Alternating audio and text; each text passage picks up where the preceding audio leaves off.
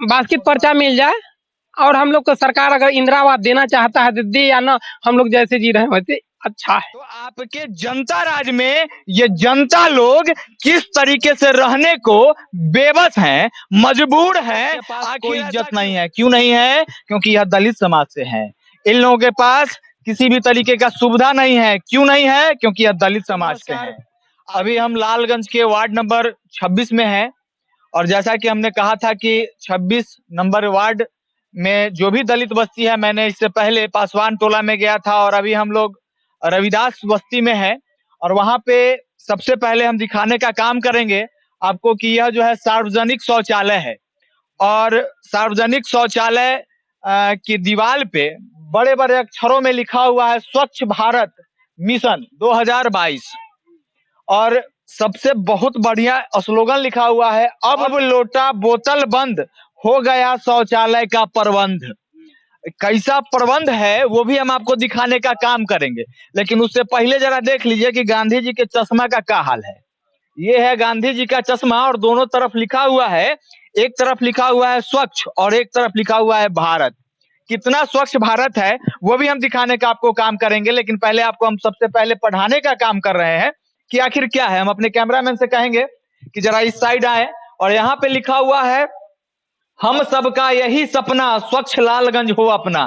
क्या स्वच्छता है जरा देख लीजिए किस तरीके का स्वच्छ है और स्वच्छता को मुंह चिढ़ा रहा है ये यहाँ पे, ठीक है। और यह शौचालय का हाल है, ये शौचालय का हाल है, ये शौचालय का हाल है और देख सकते हैं किस तरीके से ये गंदगी शौचालय के अंदर है। हम कुछ ग्रामीण भी हमारे साथ मौजूद हैं, उनसे भी बात करेंगे कि आखिर उनकी प्रमुख समस्या क्या क्या है और किस तरीके से उनको जीने के लिए मजबूर हो रहे हैं। क्या दलित होना गुनाह है?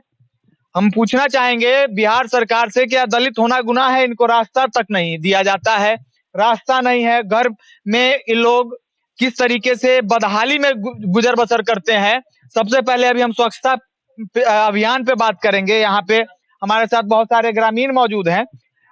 यहाँ पे आप लोग शौचालय के लिए कैसे जाते हैं?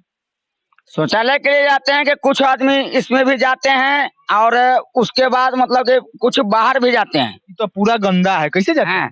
है तो पूरा गंदा है, गंदा है तो गंदा मतलब कि होता करते करवाते हैं कि साफ उफ नहीं, कोई नहीं आता है, कोई नहीं आता है, कोई नहीं आता है। तो मतलब जो नगर निगम का जो गाड़ी है स्वच्छता के निगम के आदमी नहीं आते हैं यहाँ सप्लाई के लिए। एक बार आए, एक बार सप्लाई कर दिए, इसके बाद नहीं आ रहे हैं नगर निगम के। इसी तरीके से हाल है, इसी यही हाल है। लेकिन हमारे साथ एक चचा है, उनसे भी हम बात करेंगे कि आखिर उनकी क्या क्या समस्या है। जो पहले सबसे पहले हमरा बताओ कि जे तरीके के शौचालय है, सार्वजनिक शौचालय ये तरीके का गंदा है होल है और वह सब कुछ आवाज एक ना उठैली है, अबे ना करे, कोई ना आवे छै जी नहीं, नवमी चौक पर आता है, उधर से चले जाता है आदमी यहाँ से मतलब सुन पहले, सुन। अच्छा हाँ बोल, हमको बोलने दीजिए। ठीक है बोलिए।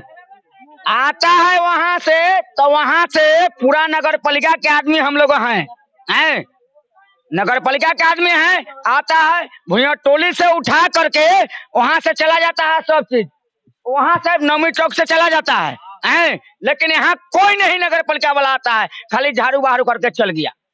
अच्छा, चुनाव की सरगर्मी भी तेज है और बहुत सारे उम्मीदवार भी आते होंगे यहाँ पे वोट मांगने के लिए। सिर्फ लोगों का हरास करने के लिए वोट मांगा जाता है यहाँ पर। ऐसे बहुत सारी महिलाएं भी हैं, बहुत सारे बच्चे भी हैं। देख लीजिए किस तरीके से बच्चे हैं और किस हालत में हैं। हम वो रास्ता भी दिखाएंगे और वहां भी लेके चलेंगे कि आखिर ये लोग किस हालत में रहने को मजबूर हैं। आइए हम वो रास्ता भी आपको दिखाएंगे कि यही रास्ता है। यहाँ तक के बाद जो रास्ता है वो बड़ा संकीर्ण रास्ता है। शायद चलने में भी परेशानी होगी, क्योंकि अगर जिस तरीके का बारिश का मौसम है उसमें पानी भी लगती होगी। और यहाँ पे जो नीतीश सरकार का जो रोड है, जो सड़क है, वो भी देख लेने का काम कीजिए। और यहाँ पे इंदिरा आवास में जैसा कि मैं गया था 26 नंबर वार्ड के ही पासवान टोला में, वहां से हमें जानकारी भी मिली थी कि इंदिरा आवास में इतनी भारी लूट है, इतनी भारी लूट खसोट है कि 35-35 हजार रुपया मांगा जाता है और गरीब नहीं दे पाते हैं, जिसके कारण उन्हें इंदिरा आवास नहीं दिया जाता है। हम वो दृश्य दिखाएंगे, यही है वो रास्ता, देख लीजिए। इसके अंदर भी घर है, इसके अंदर भी घर है, इसके अंदर भी घर है और वो भी हम लेके चलेंगे। देख लीजिए, ये रास्ता है, ये जो है ये रास्ता है और इसी के अंदर भी कुछ घर है, वहां भी हम आपको ले चलने का काम करेंगे। तरीके से ये लोग किस तरीके से रहने को मजबूर है, देख लीजिए। ये झोपड़ी नुमा घर है, या झोपड़ी नुमा घर है, इन्हें इंदिरा आवास क्या किसी भी तरीके का आवास योजना से लाभान्वित इन लोगों को नहीं हुआ है।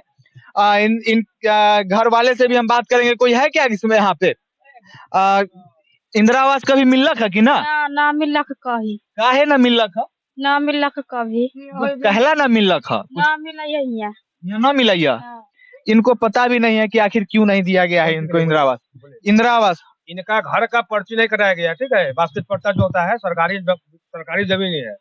बहुत कमिश्नर लोग आए, इन लोग का आश्वासन देकर चले गए, किसी का कुछ नहीं हुआ, ठीक है। मैं 26 नंबर वार्ड का जनता को प्रणाम करते हैं। इस बार किसी तरह से कहीं बहकावे में नहीं जाए और जो साफ सुथरा करने उसको देखे कि लोग काम करें। हम यहाँ राजनीति करने भाई साहब मैं नहीं आया हूँ, मैं यहाँ के मुद्दा पे बात करना चाह रहा हूँ। कई वर्षों से ये लोग घर बना के दलित टोला है, यह दलित टोला है और यहाँ पे पर्चा की समस्या है, जिसके कारण ये लोग इस तरीके से रहने को मजबूर हैं। तो आपने इस पर पहले अभी तक क्यों नहीं किया? बहुत केस है जी। क्यों अभी तक? इसका मतलब है कि सिस्टम दोषी है। सिस्टम दोषी नहीं है, यहाँ का नेता दोषी है। नेता दोषी है? कौन नेता दोषी? यहाँ का जो वार्ड कमिश्नर है वो दोषी है। वार्ड कमिश्नर दोषी है। भगाने के पूरा उपाय था, यहाँ से भगाने के, उजाड़ के भगाने के उपाय था। हम लोग उखाड़ देंगे और आप लोग यहाँ अम्बेडकर भवन बना के देंगे। तो हम लोग सोचे कि अम्बेडकर भवन में हमको गुजर नहीं होगा, कल हमारे एक पीढ़ी से तो हमको बनेगा नहीं। एक पीढ़ी आज हमको अम्बेडकर भवन 2 रूम बन जाएगा, कल होके टूट जाएगा, ढह जाएगा, वो सरकारी माध्यम बनेगा, दलाल घूसखोरी खा करके बना देगा, कल ढह जाएगा। जैसे आप बाथरूम देखो वहाँ क्या हालत है, सरकारी ऐसा ही हम लोग सोचे कि सरकारी ऐसा ही बनेगा और ढह कर गिर जाएगा, फिर हम लोग कहाँ जाएंगे। आज 2 साल से हम लोग, तब हम लोग प्रशासन के पास गए, हम कार्यपालक जो लालगंज के पदाधिकारी है कार्यपालक साहब, उनके पास आवेदन दिए कि नहीं हम लोग का ऐसा घर नहीं चाहिए, हम लोग जैसे है अगर बना के देना है, जैसे हम लोग जिस जगह पे बसे हुए हैं उसी जगह पर हम लोग का चाहिए। तो उनको आवेदन दिए, उन्होंने फिर यहाँ कोई अधिकारी नहीं भेजे। फिर जाकर के हमने बीडीओ साहब के लालगंज में, मतलब सभी तरह से आप लोग, सभी तरीके से आप लोग आवेदन देके थक चुके हैं। सीधी सी बात, मतलब सारे पदाधिकारी अधिकारी सारे लोगों को आपने आवेदन दिया, लेकिन आपको कहीं कोई लोग आया नहीं, यहाँ कोई लोग यहाँ नहीं आया। हमने डीसीएलआर साहब को भी सोचे कि डीसीएलआर साहब को वहाँ भी आवेदन लिख करके बाई पोस्ट किए, पोस्ट ऑफिस द्वारा, तो वो भी वहाँ से कोई जांच पड़ताल नहीं भेजे। फिर भी हम लोग, अच्छा अब क्या चाह रहे हैं? हम लोग चाह रहे हैं कि हम लोग जैसे है उसी तरह हम लोग का जितना में बसे हुए हैं, इसका हम लोग सरकार, हम लोग के वास्तविक पर्चा मिल जाए और हम लोग को सरकार अगर इंदिरा आवास देना चाहता है तो दे, या ना हम लोग जैसे जी रहे हैं वैसे अच्छा है। देख लीजिए, ये दलित समाज से आते हैं और इनका दर्द कि जिस तरीके से सरकार दे या ना दे, जिस हाल में रह रहे हैं और जी रहे हैं वही इनके लिए काफी है। और हम नीतीश सरकार को यह दिखाना चाहेंगे, देख लीजिए सुशासन बाबू, कि आपका जनता और आपके लोग, जहां के आप बोलते हैं ना कि जनता राज आ गया, तो आपके जनता राज में ये जनता लोग किस तरीके से रहने को बेबस हैं, मजबूर हैं। आखिर ऐसा क्यों? आखिर ऐसा क्यों? मैं आपसे पूछना चाहता हूं कि आखिर ऐसा क्यों? इन्होंने क्या गलती किया है कि इस तरीके से रहने को मजबूर हो रहे हैं ये लोग? आखिर क्या इन्होंने गलती की है? क्या दलित समाज में पैदा लेना गलती है? क्या है गलती इनकी? इनकी गलती क्या है? और यहाँ पे जितने भी उम्मीदवार हैं वो आते हैं, वोट मांगते हैं, नहीं देता है, धमकाया जाता है इन लोगों को कि हाँ हमें वोट नहीं दोगे तो तुम्हें मैं चलने नहीं दूंगा, तुमको रास्ता बंद कर दूंगा। ये आखिर क्यों होता है इस तरीके से? दलित समाज को रहना गुनाह है, क्यों है ऐसा? देख लीजिए, यह वही बस्ती है, यह वही बस्ती है और दूसरा रास्ता दिखा रहे हैं। देख लिया जाए, इन लोगों के पास कोई इज्जत नहीं है। क्यों नहीं है? क्योंकि यह दलित समाज से है। इन लोगों के पास किसी भी तरीके का सुविधा नहीं है। क्यों नहीं है? क्योंकि यह दलित समाज से है। आखिर दलित समाज, दलित होना इतना बड़ा पाप, इतना बड़ा गुनाह कब से हो गया? हम ये पूछना चाहेंगे और ये हमारा सवाल है बिहार के मुख्यमंत्री, बिहार के सुशासन बाबू से कि आखिर ये कब तक इस तरीके से जीते रहेंगे।